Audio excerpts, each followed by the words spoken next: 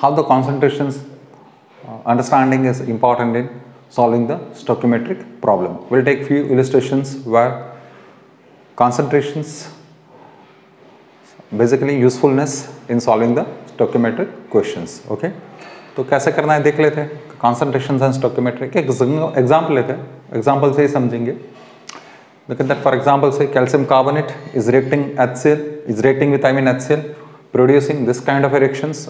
आपको बोला गया कि भाई look at here, HCl 0.8 molar use किया गया कॉन्सेंट्रेशंस और वो भी 25 ml में. तो आपको बताना है कि भाई CO2 वॉल्यूम कितना प्रोड्यूस हुआ, that is at STP, and at the same time कितना कैल्शियम कार्बोनेट कंप्लीट डिकम्पोज कर गया इस प्रोडक्ट में, that is calcium chloride plus CO2 में रिएक्ट कर गया कंप्लीटली. That is important. चलो देखते हैं. तो स्टोइकोमेट्री अप्लाई करना, सबसे पहले यहाँ पे मुझे कॉन्सेंट्रेशंस HCl के दिए हुए हैं, तो मुझे क्या चाहिए, what I need is basically moles of HCl. तो भाई moles of HCl that is participating in the reactions, कितने मोल्स पार्टिसिपेट कर रहे हैं, तो that is equal to the basically हमें ये फाइंड आउट करना होगा. ठीक है, तो मोल्स, अब यहाँ पे मोल्स के लिए हमारे पास मोलारिटी दी है, तो चलो चेक करो. So look at that, molarity के क्वेश्चन लिखते हैं. तो molarity is equal to, applying the definition, that is a moles upon liter of a solution. तो moles of HCl participating in reactions can be written as a molarity into volume. ठीक है, तो molarity कितनी है 0.8 multiply by volume 25 ml है, लेकिन हमें तो लीटर में चाहिए, so that is a 25 divided by 1000. so this are equal to the 0.02 moles आ जाएंगे. मतलब कितने मोल्स रिएक्शंस में पार्टिसिपेट कर रहे हैं, 0.02 मोल. तो देखो यहाँ पे ये हमें मिल चुका है, that is a 0.02 moles of HCl participating in reactions. तो इजी हो गया. 2 मोल अगर पार्टिसिपेट करके पूरा रिएक्शन चले जाए तो मुझे 1 मोल कार्बन डाइऑक्साइड का मिल रहा है. से against the 2 moles HCl, against the 2 moles HCl मुझे कार्बन डाइऑक्साइड का 1 मोल मिल रहा है. सो 1 मोल CO2. हमें तो कितने मोल्स रिएक्शन में जा चुके हैं, 0.02 मोल HCl, तो उसके सामने हमें 0.01 मोल CO2 ही मिलेगा. सो that is the amount of CO2 but on a mole scale. ये मोल स्केल में आया. मुझे CO2 का वॉल्यूम चाहिए STP पे, तो 22.4 लीटर है. सो देयरफॉर CO2 वॉल्यूम कितना होगा, CO2 का वॉल्यूम, तो you know that 1 mole is 22.4. So therefore it is a 0.01 CO2 आपको मिला है मोल बेसिस पे, उसको लीटर में कन्वर्ट कर दो. सो दैट इज अ 0.224 लीटर. आपको ये भी बोला गया है कि भाई what is the amount of a calcium carbonate completely reacted. अच्छा ठीक है. सो CaCO3 मोलर मास इज 100 होता है. कितना होता है 100, बिकॉज कैल्शियम इज 40. तो कैल्शियम 40 से CaCO3 का मोलर मास करेंगे तो 40 आएगा, सॉरी 100 आएगा.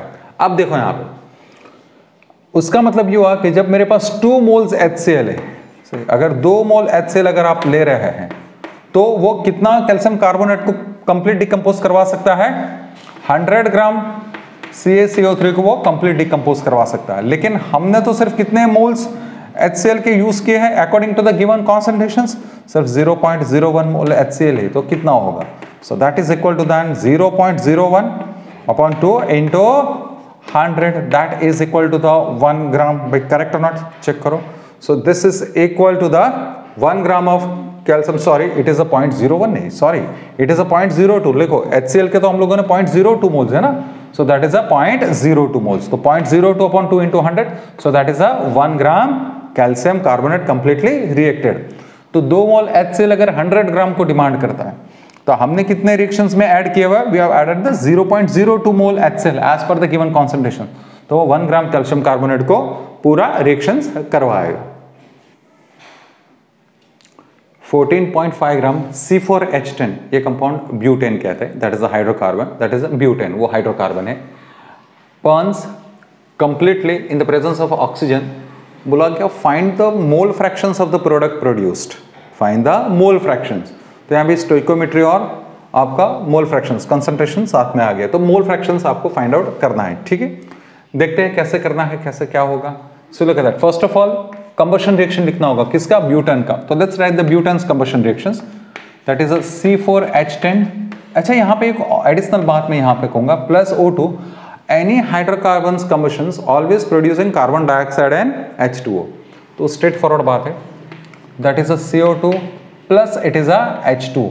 बट वी नो दैट ऐसे रिएक्शंस में हमें बैलेंस्ड रिएक्शंस है। समझो आपको बैलेंसिंग में थोड़ा तकलीफ हो रहा है, मान लो थोड़ा बैलेंसिंग में ऐसे जब कोई हाइड्रोकार्बन है any other chemical reaction, suppose you are finding it a bit difficult to balance it, तो देखो अगले वाले वीडियो लेक्चर्स में हम लोगों ने एक पीएसी का बात किया हुआ और पीएओसी का बात किया, that is a POAC, principle of an atom conservation. वो टेक्निक से आप रिएक्शंस पे बैलेंस कर सकते हैं। कैसा करेंगे मैं दिखाता हूँ, समझो। यहाँ पे आपने टेम्पररीली कुछ कोफिशिएंट ले लिए, that is a stoichiometric coefficient, you taken it is a A B C and D, ठीक है। अब आपको एक फंडा तो पता है रिएक्शंस का, क्या कि एटम्स आर ऑलवेज कंजर्व्ड, ठीक। तो आप पीएसी लगाते चलो, will do some rough work. देखो यहाँ पे मैं थोड़ा रफ वर्क कर रहा हूँ, मैं पीएसी लगाते चलूंगा, मैं कार्बन के लिए पीएसी लगाता हूँ, that is a carbon atom के लिए पीएसी लगाता हूँ। तो total carbon atoms on reactants equal to the total carbon atoms on the product sides, ठीक है।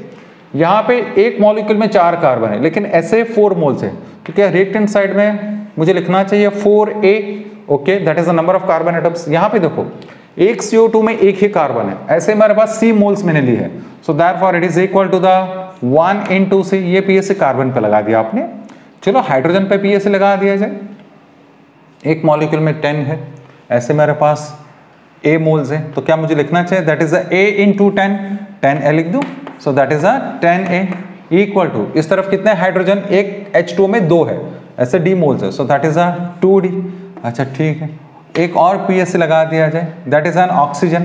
तो ये टेक्निक तब यूज करना जब आपको बैलेंसिंग में तकलीफ हो रहा है, otherwise hydrocarbon combustion is a bit easy to balance, लेकिन फिर भी दिखा रहा हूं ऐसे। तो देखो ऑक्सीजन के, तो यहाँ पे कितने हैं, that is 2B, that is the total oxygen atoms on this side. यहाँ पे कितना होगी, एक में 2 है, तो ऐसा C मोल्स है, so that is 2C plus यहाँ पे D, ओके। अब सुनो मेरी बात, अब ये तो 3 इक्वेशन आ गया, and there are 3 unknowns A B C D like this, I mean correct और not, that is A B C D 4 unknowns. आप कहेंगे सर कैसे सॉल्व करें, बहुत इजी। आप A का कोई भी रैंडमली वैल्यू एज्यूम कर लो, 1 2 3 4 10, जो भी आपको A का वैल्यू में एज्यूम करना है कर लो, and find out the corresponding B C D, वो आपका बैलेंस हो ही जाएगा। But best way is that you take the A equal to 1, तो आप ऐसे कर दो कि लेट A इक्वल टू 1 कर लो। तो जैसे मैं A इक्वल टू 1 यहाँ पे पुट करूंगा, look at that, if I take A equal to 1, ये मैंने ले लिया, so immediately I get the C is equal to 4, ठीक है, C मुझे 4 मिल गया यहाँ से। तो जो जो आपको मिलते जाता है वो लिखते ही चलो, that is 1, I get the C as a 4, देखो ये मिल गया, ठीक है।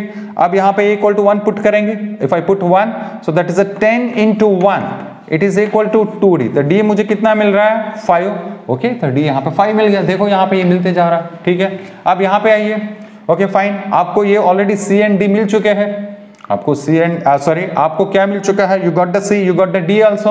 अच्छा C कितना मिल रहा है हमें, that is 4, 4 2 8 plus D is 5, तो आपको 2B मिल रहा है, 8 प्लस 5 13, तो B कितना होगा 13/2। तो जो जहां पे जो मिल रहा है वो लगा दो, दैट इज 13/2, ये आपका बैलेंस हो गया। सो अगर बैलेंसिंग में तकलीफ हो रही है तो you can easily balance it using this PSC techniques, number of atoms compare करके। चलो ये कैलकुलेशन नहीं है हमारा, कैलकुलेशन तो यहाँ पे क्या कह रहा है, 14.5 gram, coming to the main calculation now, 14.5 gram of a butane is burn completely. अब ये ग्राम में है और आपको मोल फ्रैक्शन पूछे, तो हमें तो ऐसे ही पूरा स्ट्राइक हो रहा है कि पूरा मोल में जाना है, तो क्यों ना मैं ब्यूटेन के मोल्स ही निकाल लिया जाए। सो ब्यूटेन्स मोल दैट इज C4H10 के मोल कितने होंगे, वही mass upon molar mass, 14.5 divided by its molar mass, तो 12 into 4 48 plus 10 that is 58, so that is equal to the 0.25 moles होंगे, आप चेक कर लो, इट इज 0.25 मोल्स। अब इजी हो जाएगा, now it is relatively easy. चलो देखो, now look at that, this part is not needed, ये हम सिर्फ रफ वर्क कर रहे थे, तो मैं यहीं पे सॉल्व कर दूंगा, इट्स वेरी इजी नाउ। तो कितने ब्यूटेन के मोल पार्टिसिपेट कर रहे हैं, 0.25। अब सुनो 0.25 अगर 1 अगर है तो मुझे 4 मोल कार्बन डाइऑक्साइड के मिल रहे हैं, मतलब 4 टाइम्स मिल रहा है, तो यूनिटरी मेथड अप्लाई कर लेंगे।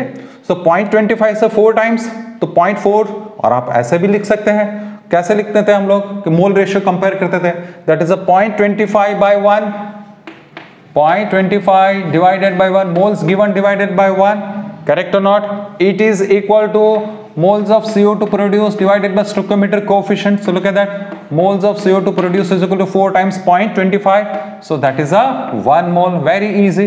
चलो ये रेशियो यहाँ पे अप्लाई करके देखा जाए, so again 0.25 upon 1, 0.25 divided by 1 mole ratio, it is equal to हमें पता नहीं H2O के कितने मोल्स बनेंगे, वो हमें फाइंड आउट करना है, divided by stoichiometric coefficient that is a 1, so NH2O is equal to 5 into 1.25 that is a 1.25।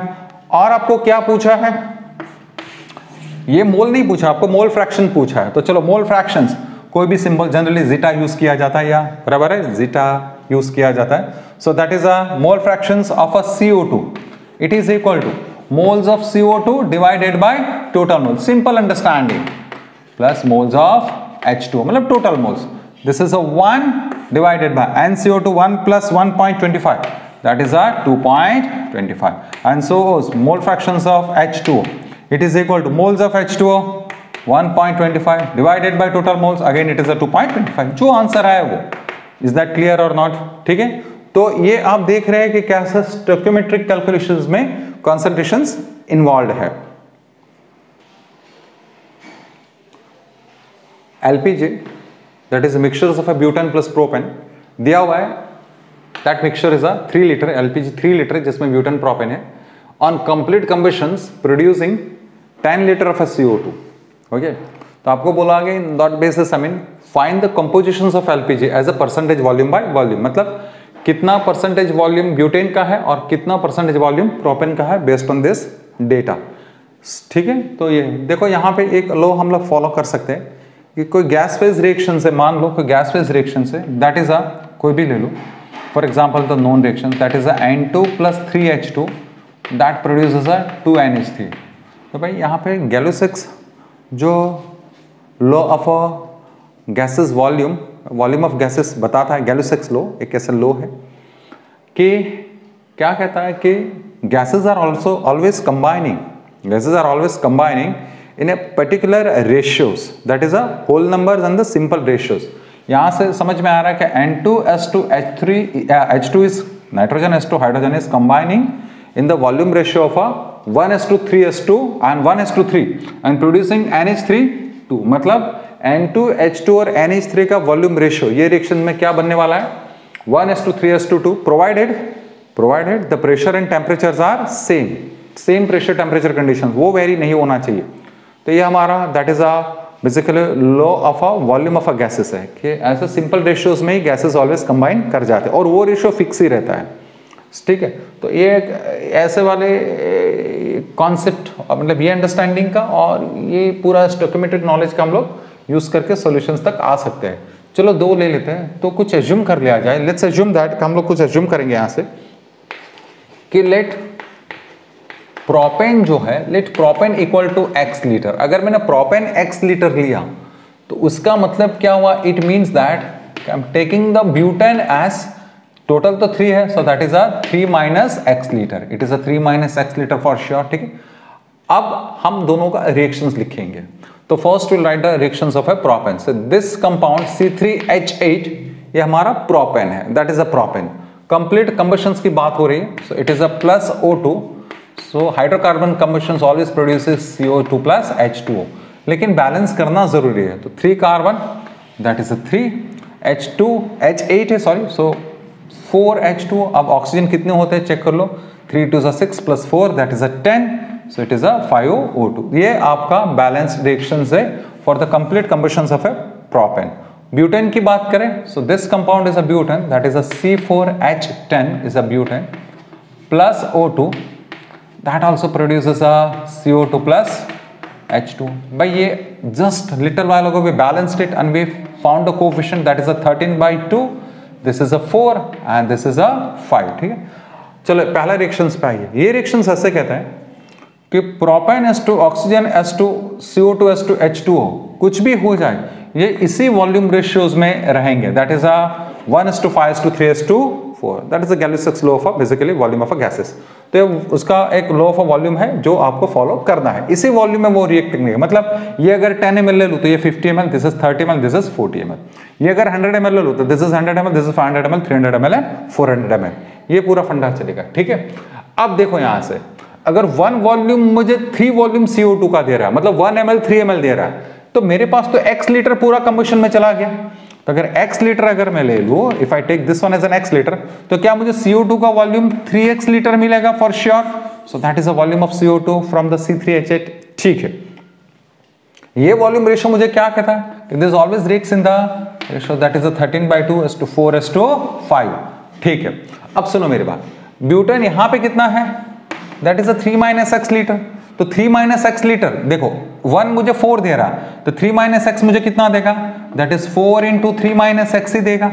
अरे 4 टाइम्स मिलेगा ना, जो भी आप ले रहे हैं ब्यूटेन का वॉल्यूम, उससे 4 टाइम्स CO2 का वॉल्यूम मिल रहा है। So that is the CO2 from the butane. So this is the CO2 from the butane, this is the CO2 from the propane. तो फिर टोटल कितना हो गया, let's see what is the total CO2 in the case. So total CO2 for the case would be that is 3x + 4 × 3 - x। लेकिन ये तो हमें दे के रखा है कि that is equal to the 10 litre. Look at here, ये दिया हुआ the total CO2 is 10 litre, मतलब यहाँ पे x अननोन हो गया। तो चलो सॉल्व करते हैं उसको, that is 3x 12 - 4x, so it is x 12 side change, 12 - 10 that is 10, 12 - 10 that is 2, and on this side it is just, so x equal to 2, so x equal to 2 litre. What does it mean कि हमने जो propane दिया है, हमारा propane कितना आया, that means that in the 3 litre of a mixtures propane equal to 2 litre, and in the 3 litre mixtures then butane equal to, butane कितना है 3 - x, तो 3 - 2 दैट इज 1 लीटर। आपको परसेंटेज वॉल्यूम बाय वॉल्यूम बोला है, तो जिसका volume percentage समझो, percentage volume by volume, चलो यहीं पे कर ले, सी लुक एट दैट। इसका परसेंटेज वॉल्यूम बाय वॉल्यूम किसका होगा, किसका percentage volume by volume of a propane, तो उसका volume divided by total volume, उसका आपके पास 2 आया, divided by total volume is 2 + 1 into 100 that is 66.6%। ठीक है, इसका परसेंटेज वॉल्यूम बाय वॉल्यूम कितना होगा, so that is its volume divided by total volume that is 100 that is 33.33%। दोनों का टोटल करेंगे 100 आ भी जाएगा। भाई न्यूमेरिकल फॉलो किया, so this way I mean basically it is a mixing of all. I mean यहाँ पे एक इंपॉर्टेंट चीज हमने ये यूज की, दैट इज ये एक वॉल्यूम वाला एक हम लोगों ने कॉन्सेप्ट यूज किया, that is the Gay Lussac's concept of that volume of a gases. It is always happening in a particular ratios. ठीक है, जैसे मैंने कहा ना यहाँ पे, अगर आप यहाँ पे समझो 10 ml ले रहे हैं तो this is a 50 ml O2 consumes, this is a 30 ml CO2 produced and this is a 40 ml H2O produced. तो ये इस तरह से हो जाएगा। रिएक्शन इज गिवन कि carbon dioxide reacts with carbon, ये चारकोल होता है carbon, the reaction is known as reductions, वो ठीक है, that is a partly reductions, मतलब रिएक्शंस पूरा नहीं खत्म होगा, and it is carbon dioxide is reduce to carbon monoxide, balanced reaction is already given. ठीक है, बैलेंस्ड है। आपको बोला गया कि आप 200 ml CO2 से शुरू करें, we are starting with 200 ml CO2 and finally it is notice that कि volume is increase to 300 ml। Volume कहाँ तक चला गया, 300 ml तक चला गया। अगर ऐसे है तो जो फाइनल जो मुझे जो प्रोडक्ट जो यहाँ पे मिला है उसका परसेंटेज वॉल्यूम बाय वॉल्यूम निकालो। अभी सबसे पहली बात, यहाँ पे सिर्फ कार्बन मोनोऑक्साइड नहीं, ये पार्टली बोला है, मतलब यहाँ पे कार्बन डाइऑक्साइड भी है, unreacted carbon dioxide is also present. तो परसेंटेज वॉल्यूम बाय वॉल्यूम का मतलब है कि कार्बन मोनोऑक्साइड का कितना परसेंटेज है और जो अनरिएक्टेड कार्बन डाइऑक्साइड है उसका कितना परसेंटेज है। ठीक है, चलो शुरू करते हैं। मान लो कि 200 ml से कुछ XML रिएक्शंस में चला गया, जस्ट एज्यूम दैट कि XML is already reacted. XML अगर चला गया तो बचेगा कितना, see look at that, left will be that is 200 - x CO2 इतना बचा, बाय करेक्ट और not, that is left CO2। Okay ठीक है, अगर देखो यहां से वॉल्यूम रेशियो कहता है कि एक वॉल्यूम कंज्यूम होता है तो 2 वॉल्यूम बनते हैं, तो यहाँ पे XML चला गया, मतलब x अगर मिलीलीटर चला गया तो क्या यहाँ पे 2x ml कार्बन मोनोऑक्साइड का बनेगा, सो दैट इज CO प्रोड्यूस्ड, ये आपका कार्बन मोनोऑक्साइड प्रोड्यूस्ड है। बाय एग्री और नॉट, ठीक है, ये सारा ml में खेल चल रहा है। सो देयरफॉर टोटल वॉल्यूम जब रिएक्शंस पार्टली रिएक्शंस होके जब स्टॉप हो, जब रिएक्शंस रुके तो टोटल वॉल्यूम कितना होने वाला है, that is moles of CO2 still present plus moles of carbon monoxide present, that is 2x। लेकिन उन्होंने कहा कि ये टोटल वॉल्यूम तो 300 बन चुका है, सो दैट इज 300। भाई इसको सॉल्व किया जा सकता है, that is 2x - x, x side change करो तो x इक्वल टू 100 ml। क्या मतलब हुआ यहां से कि आपका CO2 100 ml out of the 200 100 ml reaction में जा चुका है। सो देयरफॉर देखो CO2 unreacted 100 - x, CO2 left is a CO2 unreacted, that is a 200 - x, that is a 100 ml मतलब उतना बचा हुआ है। And CO produced, carbon monoxide produced, तो कितना कार्बन मोनोऑक्साइड प्रोड्यूस्ड होगा? ये रहा 2x जितना CO produced, that is 2 into x, that is 100, so that is equal to 200 ml। So that means that ये देखो इतना CO2 है अनरिएक्टेड प्रोडक्ट में और इतना आपका कार्बन मोनोऑक्साइड बचा। सो दैट मीन्स दैट उनके परसेंटेज वॉल्यूम बाय वॉल्यूम निकाल दिए जाए। सो देयरफॉर Ca2 के लिए परसेंटेज वॉल्यूम बाय वॉल्यूम अगर मैं निकालूं तो its volume divided by total volume, तो CO2 का कितना बचा हुआ है? 100, टोटल कितना बना हुआ है? 300 into 100 by correct or not, that is 1/3, 33.3 जो भी हो। And then it is a carbon monoxide percentage volume by volume, तो वो कितना होगा? That is a 200 divided by it is a 300 into 100, तो that is a 2/3, that is a 66.66%। तो इस तरह से इसको सॉल्व कर लिया जाएगा, बराबर। Is that clear? So that is basically ये ऐसा रिएक्शन है जहां पे रिएक्शन पूरा नहीं हुआ है, वो पार्टली हुआ है। तो आपको ये बोला कि unreacted product, sorry unreacted reactant product में कितना है वो भी आपको कंसिडर करना है। इस तरह से प्रोडक्ट के कंपोजिशंस फाइंड आउट किया जाता है, ठीक है। और एक देखते हैं K1, gaseous mixture has a CO plus CO2 that is a 2 liter, ठीक है। It is reduced by carbon as per the reaction scheme. Carbon dioxide is reduced with the carbon, charcoal है या कार्बन, तो carbon monoxide है, और carbon monoxide का कोई reaction नहीं है। और रिएक्शंस ये खत्म हो जाने के बाद, मतलब एक वेसल्स में ये दोनों गैस भरे हैं 2 लीटर, उसके अंदर कार्बन डाला गया, हीटिंग किया गया, तो कार्बन डाइऑक्साइड वो कार्बन मोनोऑक्साइड में कन्वर्ट हो गया, लेकिन कार्बन मोनोऑक्साइड का कोई रिएक्शन नहीं हुआ है, ठीक है। तो आपको बोला गया अगर ऐसे रिएक्शंस होने के बाद में after completion of this reduction, whose reductions carbon dioxide reductions to the carbon monoxide, समझो आपका टोटल वॉल्यूम 1.4 टाइम्स इंक्रीज हो गया। Suppose the total volume has gone up by 1.5 times, तो what is the percentage volume by volume of a CO and CO2 in the original mixtures, मतलब 2 litre में कितना carbon monoxide, कितना carbon dioxide है, ठीक है।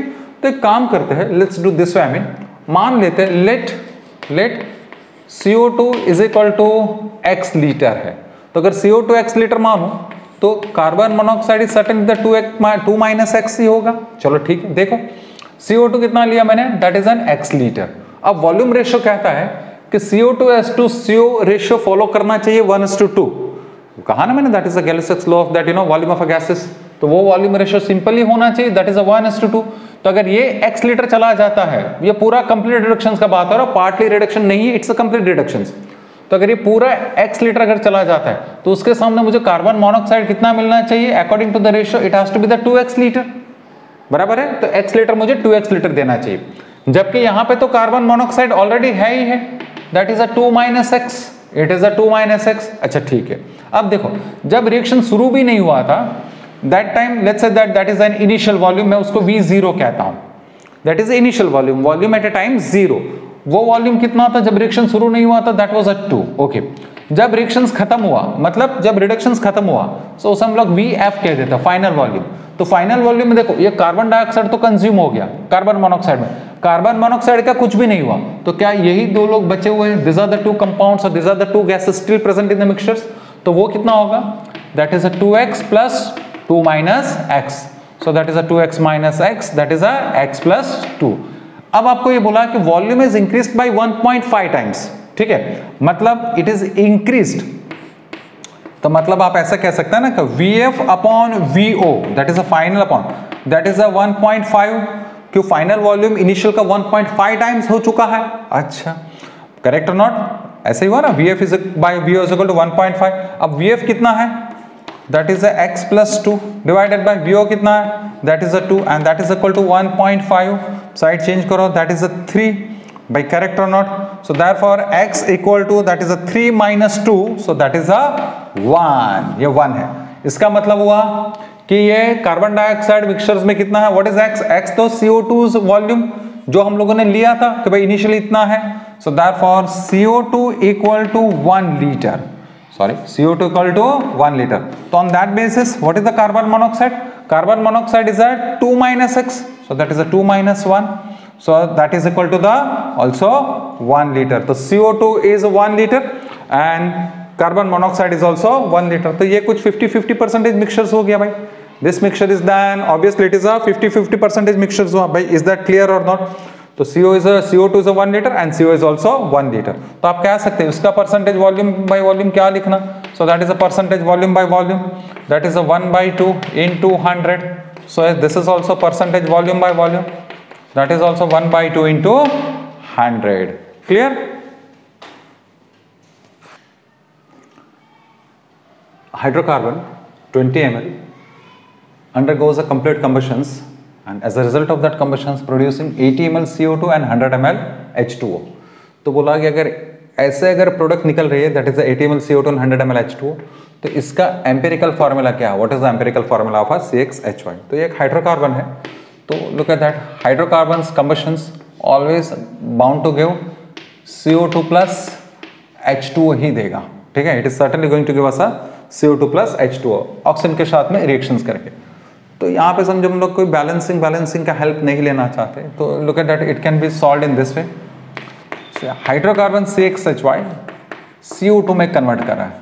चलो थोड़ा PAC लगा दिया जाए, number of atoms on both sides. तो देखो यहाँ पे अगर मैं एक ही मोल के बारे में सोचूं तो इसमें X number of carbon atoms है, तो यहाँ पे भी मुझे X number of carbon atoms चाहिए ही चाहिए। So that look at that, X number of carbon atoms on the reactant side, that is in the hydrocarbon is X atoms है या X mole atoms है, तो यहाँ पे भी X mole atoms है, तो कार्बन इज अ बैलेंस। तो मैं मतलब PAC लगा रहा हूँ, ठीक है, इसके ऊपर। इसी तरह से यहाँ पे देखो CXHY वही तो सोर्स है किसका? H2O का। दूसरे कहीं से तो हाइड्रोजन, मतलब दूसरे कहीं से तो H2O बनने वाला नहीं है। The only source of a hydrogen for the formation of H2O is a CXHY। लेकिन इसमें आपके Y एटम्स है, ठीक है, जबकि यहाँ पे 2 है, तो क्या मुझे उसको y/2 करना होगा? तो look at that, y/2 multiply by 2 करूंगा, 2 cancel, so number of H atoms on the product side is also Y atoms. तो मेरा PAC सेट हो गया भाई। करेक्ट और नॉट? समझ में आया? अब सुनो मेरी बात, अब क्या करना है? आपको बोला गया कि भाई दिस इज अ 20 ml। अच्छा, ये 20 ml है, ठीक है। उसके सामने कार्बन डाइऑक्साइड कितना बना है? That is 80 ml, that is N 80 ml। तो जैसे हम लोग मोल रेशियो का फॉर्मूला लगाते हैं, क्योंकि हम मालूम है कि this gases are reacting always in a simple whole number ratios, they are always following that simple whole number ratios of a volume.